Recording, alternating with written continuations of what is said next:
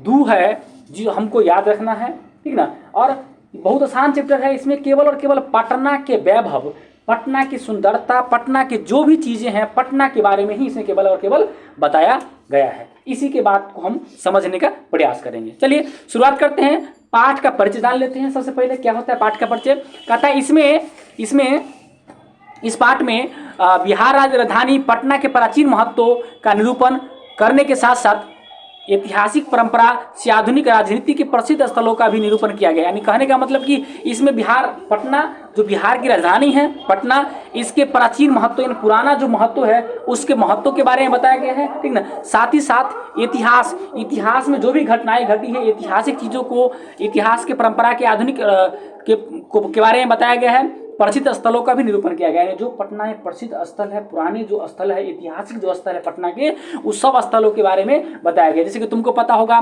कि सबसे पहले तो हम पटना अगर जाएंगे तो गोल घर की अगर हम बात करें, ठीक ना, गोल घर की बात करें, गोल घर यानी गोल है, गोल घर, ठीक ना, अंग्रेजों के द्वारा इसको बनाया गया था, ठीक ना, अनाज के भंडारण करने के लिए सबसे पहले ध्यान रखना, ठीक ना। चलिए तो फिर हम इसको आगे बढ़ाते हुए आगे बढ़ते हैं, चैप्टर के बारे में जानते हैं क्या है चैप्टर। शुरुआत करते हैं चैप्टर से, ठीक ना। यहाँ से शुरुआत होगा, कहता है कि बिहार राज्य से राजधानी नगरम पाटलिपुत्रम सर्वेषु कालेषु महत्वोधारणयतः, मतलब कहता है बिहार राज्य की राजधानी पटना शहर सभी समय से महत्व धारण की हुई है, ठीक है ना। नहीं समझो, बिहार राज्य से राजधानी मतलब बिहार राज्य की राजधानी पाटलिपुत्र है, जो सर्वेषु कालेषु मतलब सभी काल से महत्व धारयति मतलब महत्व धारण की हुई है। अस्य इतिहासः सार्ध सहस्र 2 वर्षे परिमितः वर्तते। आए समझिए, इसका इतिहास 2500 वर्षों का है, यानी 25 वर्ष पुराना है पटना का इतिहास। यहाँ धार्मिक स्थान देखो क्या कहता है, अत्र मतलब होता है यहाँ, अत्र धार्मिक क्षेत्र मतलब धार्मिक क्षेत्र, धर्म का स्थान, राजनीतिक क्षेत्र राजनीतिक का क्षेत्र, ठीक ना, औद्योगिक क्षेत्र मतलब उद्योग का क्षेत्र, विशेष ध्यान आकर्षणम, यानी कहता है कि अत्र धार्मिक क्षेत्रम राजनीतिक क्षेत्रम उद्योग क्षेत्रम विशेषणम ध्यान आकर्षम, ठीक ना। यानी यहाँ पर समझिए, यहाँ धार्मिक स्थान में राजनीतिक स्थान और औद्योगिक स्थान विशेष रूप से ध्यान आकर्षित करता है। अब देखिए, धार्मिक स्थल में पटना में एक महावीर मंदिर है, पटना का महावीर मंदिर, पटना में एक गुरुद्वारा है, ठीक ना, जो कि सिखों के 10वें गुरु गोविंद सिंह का जो गुरुद्वारा है, ठीक ना, उनका। और राजनीतिक में पटना है, पता है कि पटना के सारा राजनीतिक की बिहार का जो राजधानी है वहाँ पर मुख्यमंत्री जो है से का निवास स्थल है, ठीक ना, तो वहाँ पर राजनीतिक चीज़ भी होता है। औद्योगिक के लिए पता है पटना में बहुत तरह के इंडस्ट्री एरिया लगा हुआ है, इंडस्ट्री चलता है, बहुत सारा फैक्ट्री चलता है, ये सब चीज़ें जो है वहाँ पर मुख्य रूप से ध्यान आकर्षित हमको करती है, ठीक ना। चलिए आगे कहता है, समझने का प्रयास करेंगे। विदेशी का यात्री का मेगास्थनीज, विदेशी यात्री मेगास्थनीज फाहियान हुएनसांग इतिसिंगांग भृंगव्यः पाटलिपुत्रस्य वर्णनम स्व संस्मरण ग्रंथेषु चक्रुः। समझिए, कहता है कि विदेशी यात्री फाहियान, नाम याद रखेंगे कौन विदेशी यात्री है, फाहियान हुएनसांग इत्सिंग आदि ने पटना का वर्णन अपने अपने ग्रंथों में किया है। यानी जितने भी जो विदेशी यात्री पटना भ्रमण करने के लिए आए, पटना देखने के लिए आए, पटना घूमने के लिए आए, वो सब कहीं ना कहीं पटना के बारे में अपने अपने ग्रंथों में उन्होंने लिखा है, ठीक ना। उसी का आगे हम देखेंगे क्या क्या है। चलिए आगे बढ़ते हैं। कहता है दूसरा पॉइंट को हम लोग देखते हैं, पाटलिपुत्र वैभव, पटना का वैभव। पाटलिपुत्र वैभव का मतलब पटना का वैभव, पाटलिपुत्र का वैभव।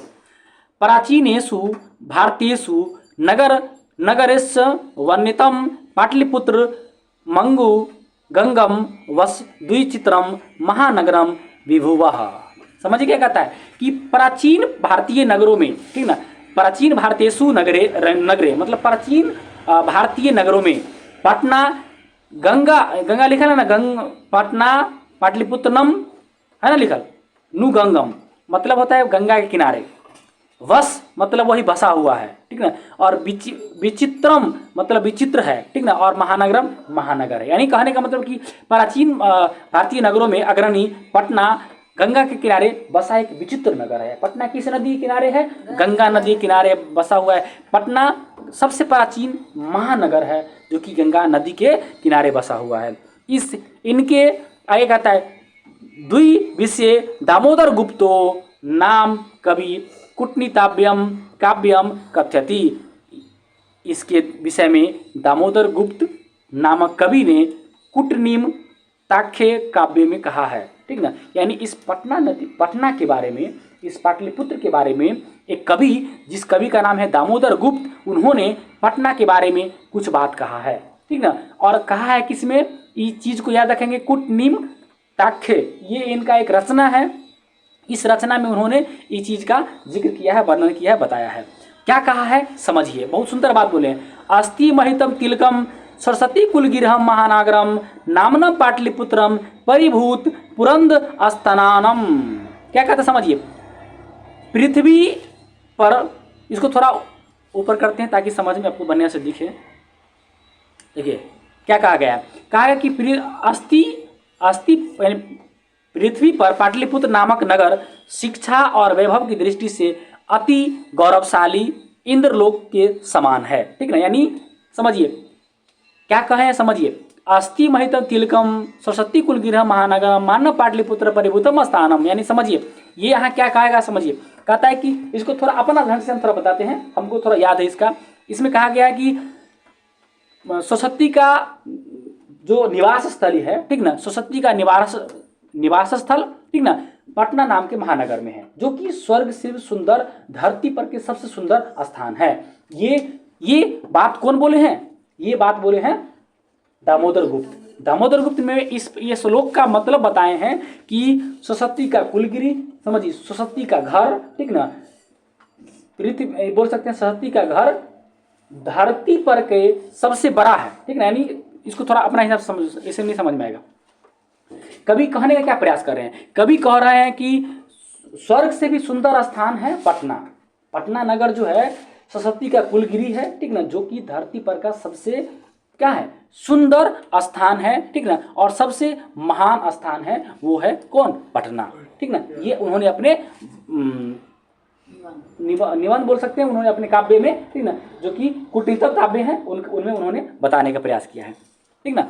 आगे कहता है इतिहास से शुरूते, मतलब इतिहास में सुना जाता है, यत्र गंगा अस्तिरे बुद्ध काले पाटलिग्राम स्थित आसीत। कहता है इतिहास में सुना जाता है कि भगवान बुद्ध के समय गंगा नदी के तट पर पाटली नामक ग्राम अवस्थित था। यानी पाटली ग्राम स्थित अस्ति, यानी बुद्ध के समय में, इतिहास में सुना जाता है, इतिहास में कहा जाता है कि जो गंगा जो पटना नगर है वो एक पाटली ग्राम नामक गांव करके था, ठीक ना, जो कि गंगा नदी के तट पर स्थित था, ठीक ना। और उस समय पाटली ग्राम कहा जाता था, पटना नहीं कहा जाता था, पाटली ग्राम कहा जाता था। अत्र चौ भगवान बुद्ध बहुकृष्टत्व समागतः तेन कथिमासीत यद ग्रामोयम महानगरम भविष्यति किंतु कलहम अग्निदहस्य जलपुरस्य च भयात सर्वदा क्रांतम भविष्यति। बहुत सुंदर बात बताए हैं, इसको हम ऊपर करके समझाने का प्रयास करते हैं। देखिए क्या कहा गया है, उसको थोड़ा समझेंगे। कहा गया है कि इतिहास में सुना जाता है कि बुद्ध के समय गंगा नदी के तट पर पाटली नामक ग्राम स्थित था और भगवान बुद्ध कई बार पटना आए थे, उनके द्वारा कहा गया कि यह गांव महानगर होगा। यानी भगवान बुद्ध के द्वारा कहा गया है कि जो पटना जो है, ठीक ना, वो भगवान बुद्ध पटना कई बार आए थे, ठीक ना, कई बार पटना आए थे और उन्होंने कहा था यहाँ पटना के बारे में कि यह गांव आगे चल के महानगर होगा। और आज हम लोग देख रहे हैं कि पटना एक महानगर है। लेकिन लड़ाई झगड़ा और आगलगी और बाढ़ से हमेशा भय रहेगा, घिरा हुआ रहेगा। आज भी हम लोग देखते हैं कि पटना में बार बार कहीं कोई लड़ाई झगड़ा मारपीट होते रहता है, ठीक ना। और ये खास करके आगलगी भी होते रहता है। पटना बहुत छोटा सा अभी शहर है, ठीक ना। और इसमें कभी फैक्ट्री में आग लग गया, कभी कुछ में आग लग गया। और पता है गंगा नदी के किनारे होने के कारण तुरंत पटना में बाढ़ लग जाता है, यानी पानी घुस जाता है, ठीक ना। ये पटना चारों तरफ से कहीं ना कहीं आगलगी से, भय से, लड़ाई झगड़ा कलह से पूरा एकदम घिरा हुआ है, ठीक ना। ये बात उस समय ही त्रिकालदर्शी के तौर पर एक तरह से बोल सकते हैं, स्वयं भगवान बुद्ध बोल दिए थे कि पटना महानगर तो होगा, पटना एक बहुत बड़ा महानगर होगा, लेकिन कुछ चीज़ें अगलगी, लड़ाई झगड़ा, बाढ़, इस सब से हमेशा, कलह से हमेशा, भय से हमेशा घिरा हुआ रहेगा। ये बात उन्होंने बहुत पहले ही बता दिया था। चलिए आगे देखते हैं क्या कहता है।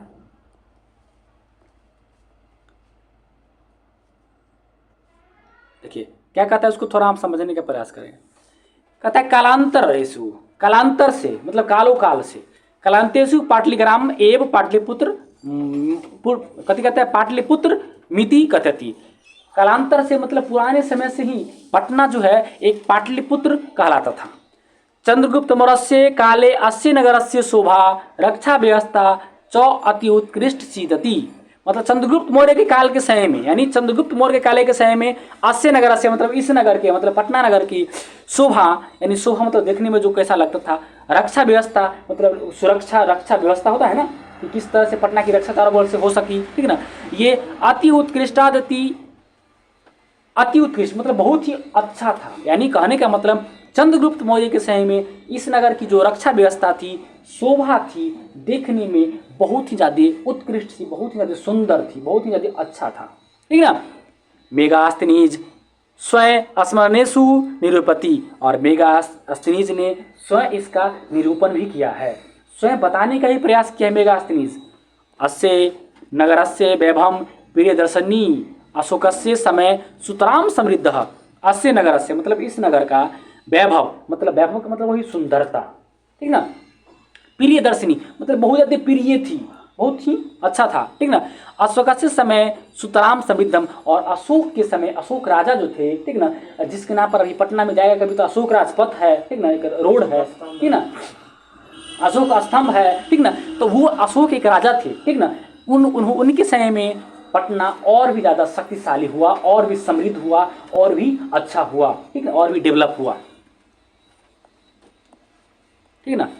यही बात, इसका अर्थ हिंदी में लिखा हुआ है कि बाद में यही पटना पाटलिग्राम नगर के रूप में प्रसिद्ध हुआ। चंद्रगुप्त मौर्य के समय इस नगर की शोभा, रक्षा व्यवस्था अति उत्तम थी, जिसका वर्णन यूनानी राजदूत ने, मेगास्थनीज ने अपनी आत्मकथा में लिखा है। यानी मेगास्थनीज जो है यूनान के राजदूत थे। मेगास्थनीज कहाँ के थे? यूनान के राजदूत थे, जिन्होंने अपनी आत्मकथा, ठीक है ना, ऑटोबायोग्राफी में लिखा है कि इस नगर की संपन्नता अशोक के समय और भी अधिक थी। यानी इन्होंने अपनी आत्मकथा में जब पटना आए थे राजदूत बन करके, एक तरह से राजदूत, यूनानी राजदूत पटना आए थे मेगास्थनीज, ठीक ना, जो कि यूनानी राजदूत थे, यूनान के थे। जब वो पटना आए थे तो उन्होंने इस नगर के बारे में बताया था कि अशोक के समय में ये और भी ज़्यादा अधिक संपन्न था, शक्तिशाली था, ठीक ना, सौंदर्य युक्त था, ठीक ना, पटना महानगर। आगे कहता है कि बहुकालम, बहुत काल से, पाटलिपुत्र से मतलब पाटलिपुत्र, प्राचीन सशक्ति परंपरा प्राप वर्ते इति राजशेखरम स्वकाव्य मीमांसा नाम के कवि शिक्षा प्रमुखे ग्रंथ साधारणम स्मृति। समझिए, कहते हैं बहुकालम मतलब बहुत समय से, बहुत समय तक, पाटलिपुत्र से मतलब पाटलिपुत्र, प्राचीन शिक्षा का परंपरा चलती रही। यानी पटना में प्राचीन शिक्षा का परंपरा मतलब पुराने समय जो शिक्षा चल रहा था उसकी परंपरा पटना में चलती रही। यह राजशेखर नामक कवि ने अपनी काव्य मीमांसा नामक ग्रंथ में आदरपूर्वक वर्णन किया है। यानी एक कवि हैं जिनका नाम है राजशेखर, उन्होंने अपनी काव्य मीमांसा में, यानी उन्होंने जो कविता की रचना किए थे उस कविता में आदरपूर्वक इस चीज़ का वर्णन करते हैं। और राजशेखर काव्य मीमांसा, याद रखना, यहाँ से ऑब्जेक्टिव क्वेश्चन पूछेंगे कि राजशेखर के द्वारा जो काव्य जो लिखा गया था वो ग्रंथ का क्या नाम था? तो काव्य मीमांसा उनके द्वारा लिखा गया ग्रंथ था, ठीक ना। और मेगास्थनीज के बारे में ध्यान रखना कि यूनान के थे और उन्होंने अशोक के समय में पटना के और भी अधिक सुंदर है इसके बारे में उन्होंने वर्णन किया था, बताने का प्रयास किया था। चलिए आगे बढ़ते हैं, इसको देख। अनोपवर्ष वर्षाविः पाणिनि पिंगला विः व्यांडी वरुचि पतंजलि इह परीक्षिता ख्याति मुप जम्मूह। यहाँ वर्ष उपवर्ष पाणिनि पतंजलि व्यांडी वरुचि पतंजलि आदि लोगों ने ज्ञान का विस्तार किया और ख्याति प्राप्त की। यानी इस श्लोक के माध्यम से जो राजशेखर हैं, ठीक ना, जिन्होंने जो राजशेखर हैं उन्होंने एक काव्य मीमांसा ग्रंथ में पटना के बारे में बताने का, या अलग अलग प्रकार के अलग अलग जो व्यक्ति सब थे, ठीक है, जिन्होंने ज्ञान का विस्तार किया पटना में आकर के और इनके बारे में विशेष रूप से बताया। चलिए आगे देखते हैं। बहुत लंबा चैप्टर है थोड़ा, ठीक ना, इसको फिर भी देखना है हमको। कहता है कतिपयेषु प्राचीन संस्कृत ग्रंथेषु पुराणादिषु पाटलिपुत्रस्य नात्रम पुष्पपूरम कुसुमपूरम वा प्राप्ते। यानी कुछ प्राचीन ग्रंथों तथा पुराणों में पाटलिपुत्र का दूसरा नाम पुष्पपुरम या कुसुमपुरम भी देखने को मिलता है। यानी किसी पुराने ग्रंथ में अगर आप देखना चाहेंगे, ठीक ना, तो उसमें पटना का जो नाम है, ठीक ना, वो कहीं कहीं पुष्पपुरम तो कहीं कहीं कुसुमपुरम भी देखने को मिलता है। इससे पता चलता है कि नगर के समीप फूलों का अधिक उत्पादन होता था, ठीक ना। यानी इससे ये मालूम चलता है कि जब कुसुमपुरम और पुष्पपुरम ये दोनों एक तरह से फूल का पुष्प का नाम है, इसीलिए ये पता चलता है कि इसके इर्द गिर्द पटना के इर्द गिर्द यानी पाटलिपुत्र के इर्द गिर्द ज़्यादा से ज़्यादा फूलों का उत्पादन होता होगा। चलिए देखते हैं आगे क्या कहता है, उसको समझने का प्रयास करेंगे। संस्कृत जब तक एक दो बार आप नहीं देखिएगा समझ में नहीं आने वाला है, इसलिए इसको देखिए। चलिए देखते हैं। पाटलिपुत्र मिति शब्दोऽपि पटल पुष्पाणाम पुत्तली करचरचनां मिश्रितः प्रचलितः शरत्काले नगरे अस्मिन् कौमुदी महोत्सवः इति महान् समारोहः गुप्तवंश शासन काले अतीव प्रचलितः। कहता है कि पाटलिपुत्र शब्द भी गुलाब फूलों के नाम से आश्रय लेकर के रखा गया है। पाटलिपुत्र ऐसा पुतलिका रचना में वर्णित है, ठीक ना, पुतलिका रचना में ऐसा वर्णित है कि पाटलिपुत्र जो शब्द हैं, ठीक ना, उसका पाटलिपुत्र शब्द भी गुलाब के फूलों के नाम को आश्रय लेकर के वो रखा गया है। जिसमें आगे कहता है कि गुप्त वंश शासन काले यानी गुप्त वंश के शासन काल में इस नगर में शरद ऋतु में कौमुदी महोत्सव, याद रखें शरद ऋतु में कौन महोत्सव मनाया जाता है? कौमुदी महोत्सव अति प्रचलित था, यानी बहुत ज़्यादा प्रचलित था। यानी गुप्त वंश के शासनकाल में कौमुदी महोत्सव ज़्यादा प्रचलित था, जो कि शरद ऋतु में मनाया जाता था। ये महोत्सव ऐसा था। इस अवसर पर लोग हमेशा ध्यान रखेंगे, इस अवसर पर लोग अति प्रसन्न रहते थे, खुश रहते थे। इस समय दुर्गा पूजा के अवसर पर वैसा ही दृश्य देखने को मिलता था। अर्थात जिस तरह से दुर्गा पूजा पर जिस तरह से एकदम धूमधाम अवसर देखने को मिलता था, उसी तरह के अवसर खास करके आपको देखने को मिलेगा गुप्त वंश शासन काल के इस नगर में, जो शरद ऋतु के मौसम में मनाया जाता था कौमुदी महोत्सव। तो ये चीज़ ध्यान रखेंगे। आगे बढ़ते हैं। कालचक्र वसाद यद्यपि मध्यकाले पाटलिपुत्रम वर्ष सहर्ष परिमितम जिन्त्रां मनभूतः तस्यः संकेतः अनेकेषु साहित्य ग्रंथेषु मुद्राक्षसादिषु लभ्यते। कहता है कि कालचक्र यानी वही समय, कालचक्र मतलब समय के परिवर्तन के कारण, ठीक है ना, मध्यकाले मतलब मध्यकाल में पाटलिपुत्रम मतलब पाटलिपुत्र वर्ष सहर्ष मतलब हजारों वर्ष तक पिछड़ा रहा, यानी जीर्ण शीर्ण रहा मतलब पिछड़ा रहा, ठीक ना। यानी समय के परिवर्तन के कारण मध्यकाल में पाटलिपुत्र हजारों वर्ष तक याद रखें कितने वर्ष तक, हजारों वर्ष तक पिछड़ा रहा। इसकी जानकारी अनेक साहित्य ग्रंथों एवं मुद्राक्ष नाटकों में मिलती है। आगे कहता है मुगल काले मतलब मुगल काल में, अस्य नगरस्य मतलब इस नगर का समुद्धारो जाता है, ठीक ना। और मुगल काल में इस नगर का विकास हुआ, समुद्धार मतलब समृद्ध हुआ इस समय में, यानी मुगल काल के समय में पटना जो नगर था वो समृद्ध हुआ। अंग्ला शासनकाल, अंग्ला शासनकाल का मतलब होता है कि अंग्रेजी के शासनकाल में। चौ पाटलिपुत्र से सुतराम विकासु जाता, यानी अंग्रेजों के शासनकाल में इस नगर का काफ़ी विकास हुआ, यानी अंग्रेज जब आए, ठीक ना, तो भी हमारा जो पटना है, पाटलिपुत्र है, जो आज बिहार की राजधानी के नाम से प्रसिद्ध है, गोल घर के नाम से प्रसिद्ध है, पटना जंक्शन के नाम से प्रसिद्ध है, और खास करके महावीर मंदिर, चिड़ियाघर, ये सब गुरु गोविंद सिंह के गुरुद्वारा, इस सब से प्रसिद्ध है। ये पटना नगर अंग्रेजों के समय भी बहुत विकास हुआ। चलिए आगे देखते हैं। ये सब चलिए देखते हैं आगे क्या है।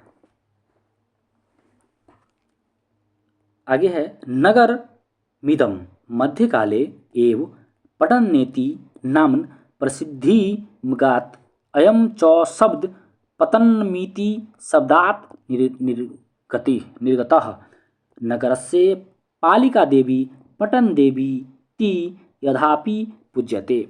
यह नगर मध्यकाल से ही पटना नाम से प्रसिद्ध हुआ, यानी ये जो नगर है ये खास करके पटना नाम से जो प्रसिद्ध हुआ, ये मध्यकाल से ही प्रसिद्ध है।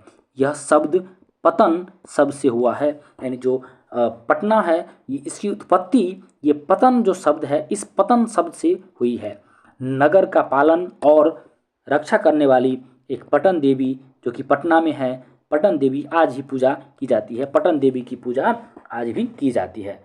यहाँ से ऑब्जेक्टिव पूछ रहे कि आज की देवी जो पटना में है वो उस देव क्या नाम है, तो पटन देवी आप याद रखेंगे, जिसको नगर की पालिका देवी भी कहा जाता है।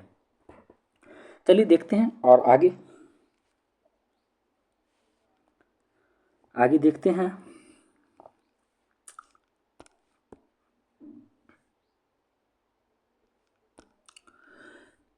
संप्रति पाटलिपुत्रम पटना नाम का नगर अति विशालम वर्तते, बिहारराज्यस्य राजधानी चास्ति। अनुदिनं नगरस्य विस्तारः भवति, यानी इस समय मैं छोटा छोटा आपको स्टेप को समझाने का प्रयास करता हूं ताकि आपको आसानी से बातों को समझ में आप समझ जाएं। चलिए तो देखते हैं कुछ और आगे। कहता है कि इस समय जो पाटलिपुत्र है, पटना जो है, एक मिनट, इस समय जो पाटलिपुत्र है अर्थात पटना नामक जो नगर है अति विशाल बिहार राज्य की राजधानी है। ये ध्यान रखेंगे। आए दिन मतलब अनुदिनम मतलब आए दिन नगरस्य विस्तारम भवति, विस्तार हो रहा है, मतलब आए दिन इस नगर का विस्तार हो रहा है। अस्योत्तरस्याम दिशि गंगा नदी प्रवहति, मतलब इस नगर की उत्तर दिशा में गंगा नदी बहती है। किस दिशा में गंगा नदी बहती है? पटना के, तो पटना के उत्तर दिशा में ये गंगा नदी बहती है। तस्याः उपरि गांधी सेतु नाम एशिया महादेशस्य दीर्घतम सेतु, मतलब इसके ऊपर एशिया महादेश का सबसे लंबा पुल गांधी सेतु बना हुआ है। आपको पता होना चाहिए कि एशिया का सबसे बड़ा पुल महात्मा गांधी सेतु पुल जो कि पटना में है। और रेल पुल का निर्माण भी हो रहा है, यानी किंचित रेलयान सेतुरपि निर्मीयमानो वर्तते। निर्मीयमानो मतलब निर्माण हो रहा है, और रेलयान सेतु मतलब रेल पुल का भी निर्माण इस पटना में हो रहा है। आगे देखते हैं।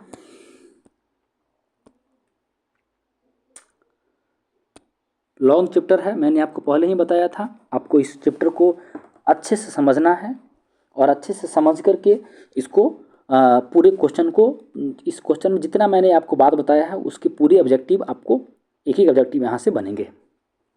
चलिए देखते हैं। नगरी अस्मिन मतलब इस नगर में, नगरी अस्मिन उत्कृष्ट संग्रहालय। अब इस नगर में क्या क्या उत्कृष्ट है, जो कि मैंने आपको शुरू में ही बताया था कि पटना में जो जो चीज़ हैं, जो जो चीज़ हैं, क्या क्या हैं, उन सब के बारे में इसमें जिक्र किया गया है। चलिए, उत्कृष्ट संग्रहालय, उच्च न्यायालय, यानी पटना में संग्रहालय है, गांधी संग्रहालय के नाम से भी जाना जाता है, उच्च न्यायालय है, सचिवालय है, गोलगृहम, ताड़ामंडलम, जीवको धानम, मौर्यकालिक अवशेषः, महावीर मंदिरम इत्येते इत्येते दर्शना सन्ति। क्या कहता है, इस इतना को पहले हम अर्थ समझ लेते हैं कि इस नगर में उत्कृष्ट संग्रहालय है, उच्च न्यायालय है, सचिवालय है, गोलघर है, तारामंडल है, जैविक उद्यान है जिसको चिड़ियाघर भी हम लोग बोलते हैं, मौर्यकालिक अवशेष है, महावीर मंदिर है, आदि जगह। और एक मैं अपने तरफ से और भी ऐड कर देता हूँ, गुरु सिख, वो आगे आगे हैं ही, वो चीज़ पढ़ना हमको। ये सब मुख्य रूप से पटना में है। यानी पटना में क्या क्या आपको हो गया, उच्च न्यायालय, सचिवालय, गोलघर, तारामंडल, जैविक उद्यान, मौर्यकालिक अवशेष, महावीर मंदिर आदि दर्शनीय स्थल है। आपको पूछेगा कि कौन कौन पटना के कुछ दर्शनीय स्थलों का उल्लेख करें, तो आपको यही सब का उल्लेख कर देना है। चलिए हम आगे देखते हैं।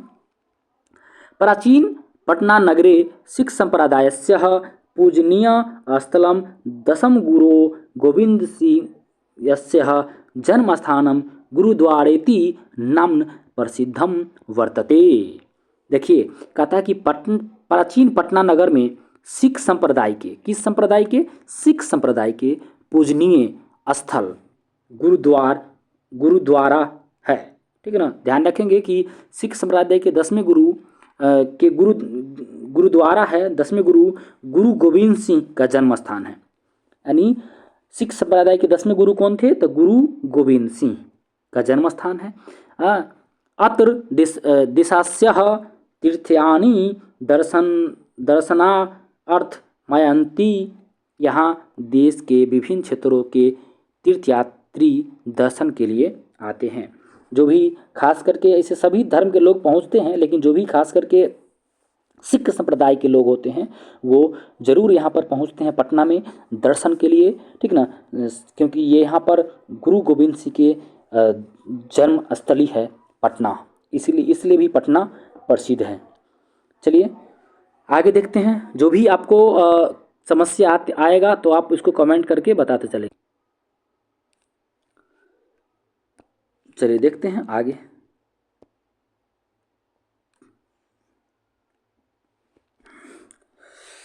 आई थिंक लास्ट स्टेंजा है आपको, लास्ट।